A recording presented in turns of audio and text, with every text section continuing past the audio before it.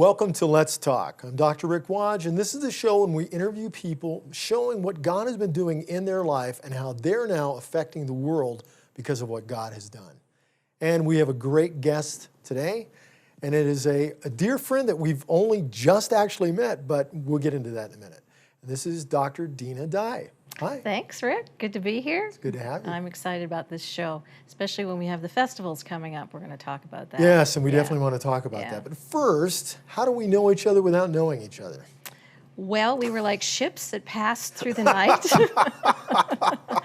I would come into GLC to film, but you were on your way out, or you'd come in and I was on my way out. So we never actually got to meet. No, we didn't meet. Yeah. But I feel like I've known you for a long time. I guess, you know, it might be like how people see us when they see us on TV all the time. They feel like they know us. That's true. So I did see you on And I saw programs. you, and I enjoyed your shows. And I enjoyed yours, so we knew each other.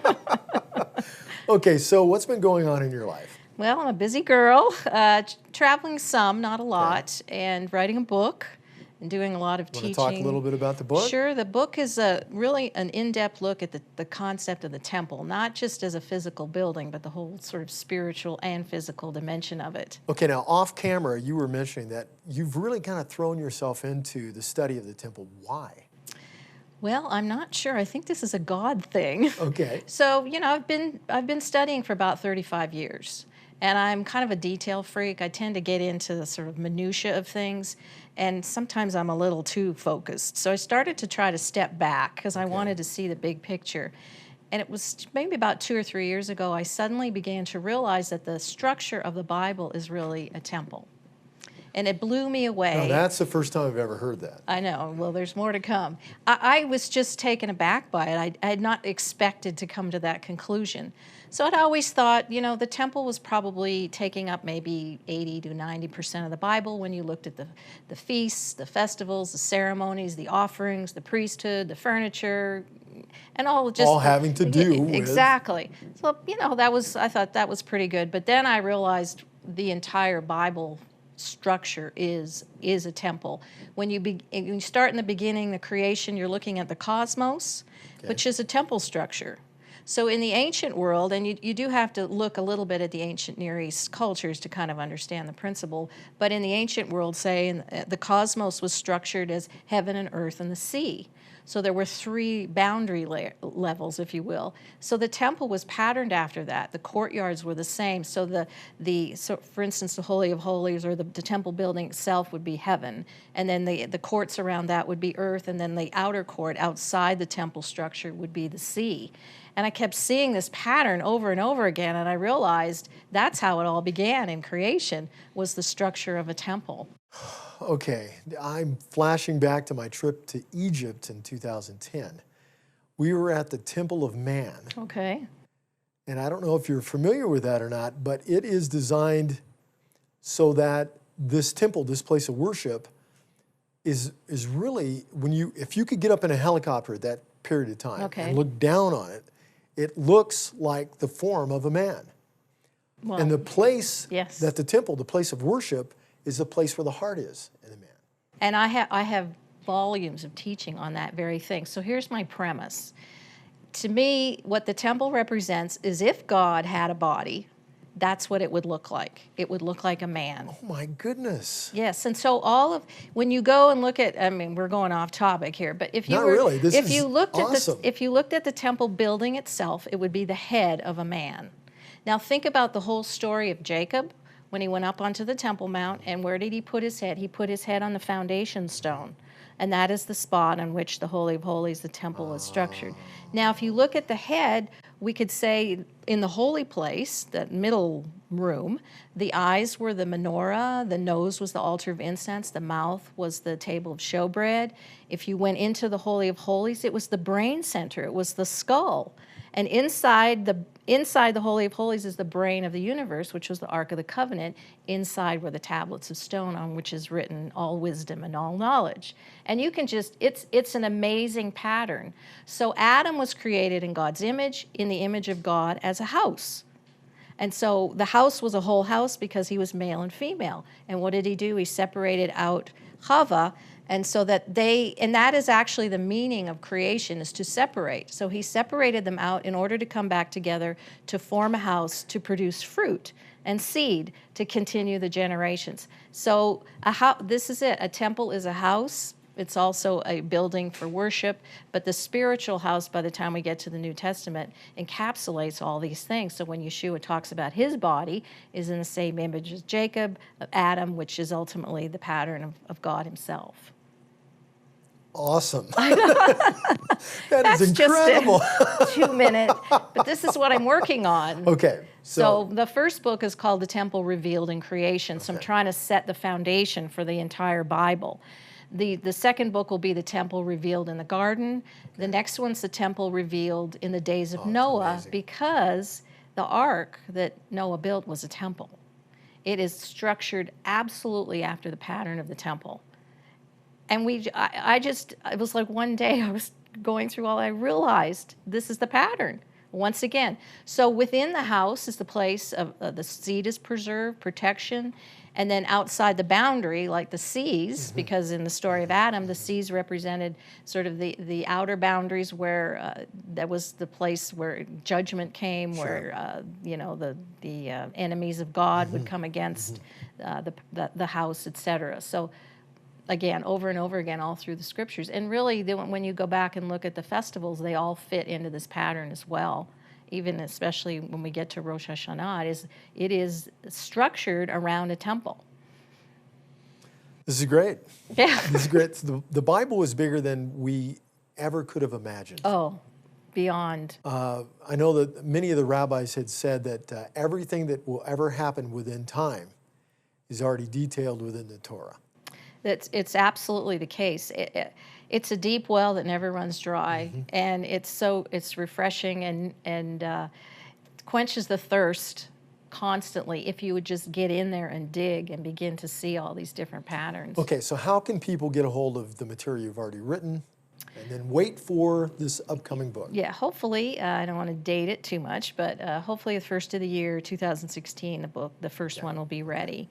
This year, I went through the Torah portions, and in each Torah portion, I looked for how's the temple revealed in that Torah portion. Wow. So I just would pull out very, little bit there, but I would begin to show the pattern of the temple in every single Torah portion. Well, Bible Interact is also a viewer-supported website and TV channel. Yeah. And, when you think about if all of us as the body would understand the importance of supporting ministries that are really digging deeper and finding these eternal truths, most people are subscribing to a lot of things in their life, they just don't realize it. There's a lot of people that subscribe not just monthly, not just weekly, but daily to places like Starbucks. Yeah. That is not a supporter of Israel. So there's better places to put your money. Oh, absolutely, and I really appreciate Bible Interact. It is a very unique structure. You just don't find this anywhere where that many scholars can come together, all with their varying viewpoints, and put out really excellent material. Yes. And I find it's great to be connected, and it's growing all the time. New scholars are coming in. It is good. And these are legitimate people. Yes. These are not fly-by-nights Right. coming up with their own stuff. Everyone pretty much has got a doctorate degree. Yes. And, it's got my stamp of approval. I really highly recommend people Thank you. Okay, so subscribing. give your website one more time, and then let's talk about the upcoming feast of Okay, Rosh Hashanah. Foundations in Torah, so www.foundationsintorah.com. So check it out. Thank you, Dina. Yeah. Okay, so now let's talk about the upcoming feast of Rosh Hashanah. So the fall is very important because we have a series of feasts. Rosh Hashanah, now that would be how the Jews describe it, which just means head of the year. So Rosh Hashanah is basically in the sort of civil calendar, the renewal of the years. So for instance, Nisan, which is the month that we have Passover, begins the new agricultural year. Okay. And we call that the new year for the months. So that's, some people ask, well, how can there be two calendars? And that's just because there's actually 4 different New Years in the year. But so the New Year's for months is in Nisan with Passover, and the New Year's for years is in the fall with Rosh Hashanah, which is, again, just means head of the year. Okay, so this is the perfect time for you to go ahead and rewind, if you have this on DVD, and go back and watch that several times. So there's 4 different biblical starts Right. for different times in the year. Yeah. Okay. The main ones we'll just focus in on Passover and the fall feasts. So when Rosh Hashanah, now obviously we can't prove this, but in some of the rabbinic writings, they believe Rosh Hashanah, which falls on in the month of Tishrei, which is the Babylonian name for the month. Yes. If you say B'Tishrei, which means in the month of Tishrei, and you twist those letters around, it also forms Bereshit. Okay. They're the same letters. So they say that Tishrei was actually the beginning of the world. So the world was created in Tishrei, in the month of Tishrei. So the first day of the first month, of course, Rosh Hashanah means Rosh Hashanah is tied to biblical creation, if that's the case. Yes. And so this month... And the creation also of Adam and Eve. Yeah, exactly. Yes. Now, there are some that will say creation started in Nisan and Passover, and then some will say creation started on the 6th day when Adam and Eve were created. Clearly, we can't prove any of this. Yes. But that's just the sort of thinking that Rosh Hashanah begins the year. Now, Rosh Hashanah doesn't actually conclude until we get to the end of Sukkot, Feast of Tabernacles. So this whole season is all structured around it. It's not like this one ends, then we take a break, and another one begins, Yom Kippur, the Day of Atonement. It ends, we're done, and then we're waiting around for Feast of Tabernacles, Sukkot. It's the whole season concludes because Rosh Hashanah is called a Day of Judgment, Yom Kippur is called a Day of Judgment, and actually Sukkot is also called the Day of Judgment. So it's not done until the last day of Sukkot, which is the 21st of Tishrei, or the 21st of the 7th month. Now, is it because each of those feasts involves something that pertains to the total message of judgment? Exactly. Okay, that's you can find that message in every one of those feasts. Yes. So, for instance, you know the story with Gog and Magog.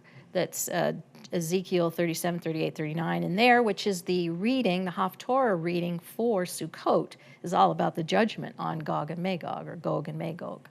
So everything, so people understand it's the whole season.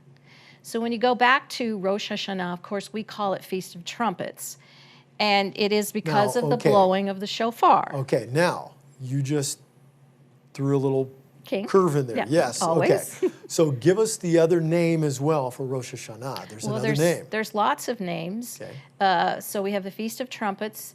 We call it Yom Truah, or the Day of the Awakening Blast. Yes. It's called the Day of Concealment.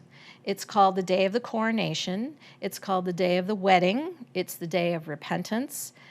All these themes are connected to Rosh Hashanah. So, and of course, we had the Day of Judgment, so all of this. Now, one of the reasons it's called the Day of Concealment is because it coincides with a new moon. It's the only festival in the year that's a new moon festival. All the other festivals are pretty much at the full moon. So Sukkot, Feast of Tabernacles is the 15th, which is the full moon, and then Passover, which is around the 14th, 15th. So it is the day of concealment because of the moon, and we can talk about that later, but it is also the day of the blowing of the shofar. So that has a lot. Saja Gaon wrote something about the blowing of the shofar, and he had like 10 different reasons for blowing it, but the last reason was for the resurrection of the dead. So that's another theme that's connected to Rosh Hashanah. It is really one of those festivals you could probably study for a year and still not gain everything that's revealed there. Certainly that topic is spread out throughout the Brit Hadashah, the New Testament as well. Exactly. Now, one of the things, and we may or may not get to, but there are some that believe the book of Ephesians was actually written as part of Rosh Hashanah to Yom Kippur. And we may, if we have time, we'll go into it and just look at some of the themes in Ephesians that reflect this. So we sort of don't think of it in Well, that's those of terms. interest to me because that was the last book I just wrote, was on Okay. Ephesians, All right. but I did not tap into that at all. I was looking specifically at the Aramaic text and Sure. bringing that out. So I'd love to hear more about that. Well, you can't look at everything, you know No, what I you mean? can't. and what I always tell people is we all have our filters. That's how we view the scriptures, through our filters. And there are many, many filters. Yes, And there so, are. as I mentioned earlier, like the temple is my filter. I tend to see everything in that light. So if we went back to the ancient cultures, ancient Near East, they believed that the new year was their dedication of their temple.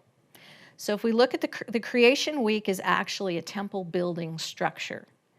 And so it's unfortunately because of our Western mind and Greek thinking and everything being linear, Yes. we don't have the ability to look at the first chapter as a whole unit. So Bereshit in the beginning is actually not only a temple building structure, but a temple dedication. So whenever you come up against the number 7, which is everywhere through the scriptures, Yes. and also in the ancient Near East, it's talking about a temple building and dedication.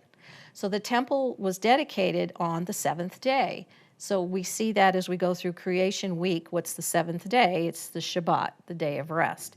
But this is how the ancient Near East saw it as well. But it was also the annual New Year's festival on the day they dedicated their temple.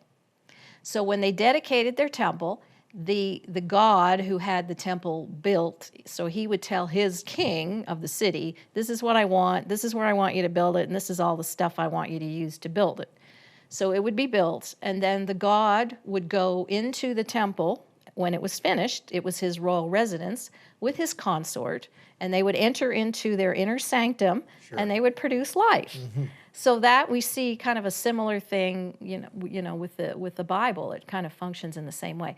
So not only was it in the ancient cultures in the New Year's, it was also when the God was resurrected, if you will, from the temple. So there are a lot of themes that are kind of similar. Only we understand our God is greater and over all those dominions. But there's a similarity between the ancient culture and what we see with Rosh Hashanah.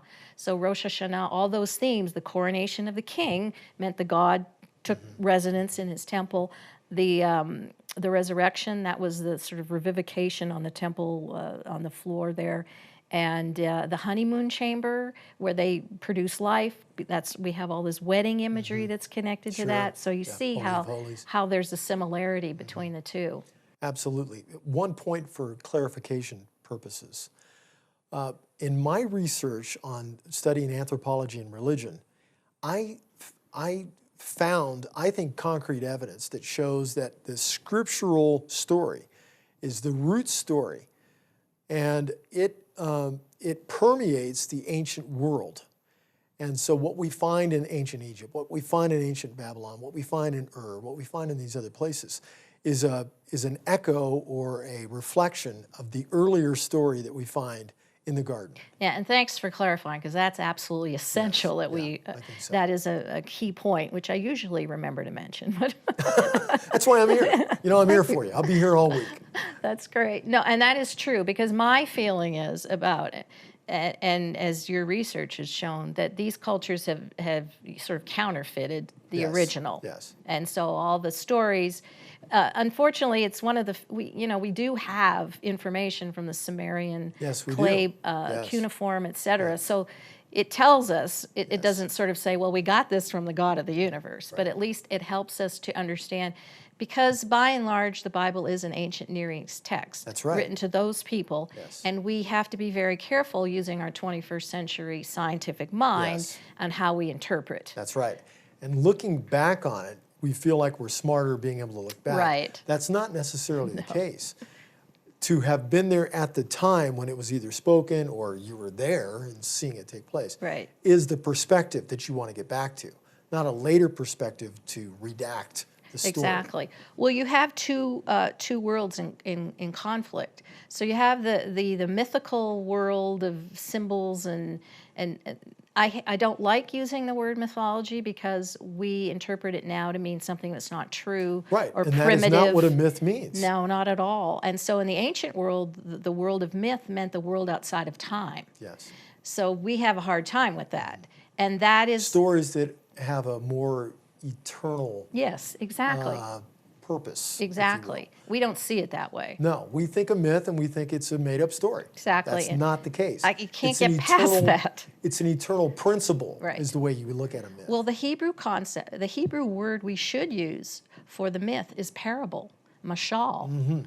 And so the whole of the Bible is a parable, but it doesn't mean it isn't true. That's right. It just means that's how they presented it Yeah, that in it's a stories. bigger story. It's Yeah, not just an exactly. individual story, Yeah. it's our story. Well, what's also interesting is the Hebrew word mashal also means dominion. So you could argue parable, dominion, kingdom, creation, temple are all essentially synonymous terms. So this kind of agree. changes everything, Yes, you know, it when we does. start to see it that way. Well, you're seeing the Bible in a bigger framework. Exactly. That it's not just individual stories, but it is our story and it's the eternal story, and that we're a part of that somehow.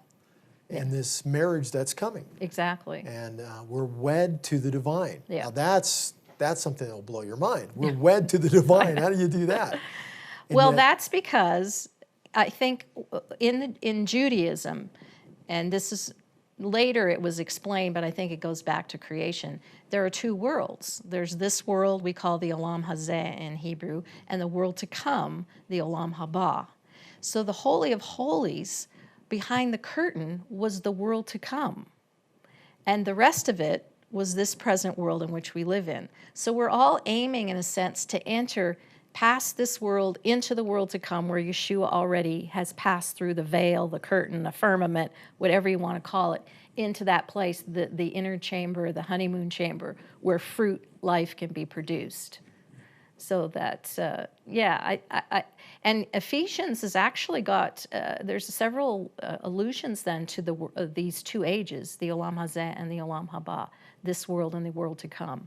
Now, you don't see it in any sort of Greek text translated, but David Stern sort of brought it out, which is kind of cool. Now let's talk a little bit about David Stern. Okay. Why do you bring up that name? I just I realize, as far as a scholarly Bible translation, it probably isn't. And what is that translation? The Complete Jewish Bible. Okay. All right. I just like, and we all understand there's no perfect translation. No. Because often I find the New King James is an excellent translation, or the Revised Standard is an excellent translation. Yeah, RSV is good. You just... Maybe we should put a little note in there about the caution of using any Bible translation that isn't a team of scholars. Right. And then also True. the caution when it is a team of scholars. There's both sides. This so is true. Let's talk about that briefly. Well, of course, David Stern, a Jewish man, he lives in Israel, and he basically translated it all on his own. And it's a great translation. It is a great, I like the way it reads, and I like the Hebrew flavor. But I recognize, as far as, scholarship, maybe not. I try to use as many versions as I can, but most importantly, I try to just, let me just preface this, I am no Greek scholar, okay? I can't even pronounce the Greek alphabet. I am worthless. And maybe you should be proud of yourself for that. I have to tell you a little story. So I went with Ann up to SBL, Society of Biblical Literature, right? I was a student, so I'm making my first presentation, my paper, right? And in the few days before, I'd went around and listened to all the different scholars talking, and I honestly didn't understand half of them. And everything was in Greek, and I'm like, where am I? So my presentation was on Israel as a fish, and I looked at it from the Gospel of John, and everything was the Hebrew context. Okay. So I'm a student, so I don't expect anyone showing up in my presentation, right? Because you got all these big cheese scholars. So I look up, and my goodness, my room was full. So now I'm scared to death. It's like, what are these people doing here? And so I gave my presentation, and I stopped, and not a word was spoken. You could hear a pin drop in there, and I'm like swallowing, and I said, well, I guess it's all Greek to you. It was like the perfect one-liner and totally broke the ice. And then I got them asking questions about the Hebrew context. So I don't know if it's my aversion or whatever. I've just stayed away from it. I feel like I'm so comfortable with the Hebrew and looking at it from that perspective. So I will try to find the word in the New Testament that relates to the Hebrew. So, for instance, the word the curtain was split, and my brain just went. But anyways, I'll think of the word in a minute. Bakah is the Hebrew word. And it is the same word that's used in the New Testament when the veil split, as that we find when the children of Israel were crossing the sea and the water split. So the concept is the same. So those are the kinds of connections I look for. So when Abraham split the wood for the offering for his son, it's the same word. Or when the mountain split in Zechariah, that's the same word. This is part of what you and I have in common, because I'm very much a word person. Okay. And finding the etymology of the word, where it originates, how it morphs over time, how it changes, how that changes. Well, that started with the foundations of the deep splitting in the story of Noah, which I mentioned as a temple story. Oh my goodness. So the veil, yes, the veil splitting has a concrete meaning. And yes, we had a temple and there was a veil. Actually, there were 4 veils in the temple. Now we cannot go into all this yet. Now, if you didn't realize this is not just going to be a one part. We're going to have to come back in a further episode. Absolutely. Because there's just so much to talk about these feasts, but specifically Rosh Hashanah. Yeah. Dr. Dina Dye, it's great to have you on the show. Great to be here. We'll come back and we'll talk more. Amen. God bless. We'll see you next time. Bible Interact is a group of Bible scholars and biblical archaeologists who promote the Hebraic nature of Scripture and view the 2 Testaments as one unified message. They explain how they use a first-century approach to searching the Scriptures, and they share their methods and discoveries for discussion and dialogue. They invite your comments and participation on BibleInteract.tv, where you can also find more teachings, self-study quizzes, webinars, and interviews.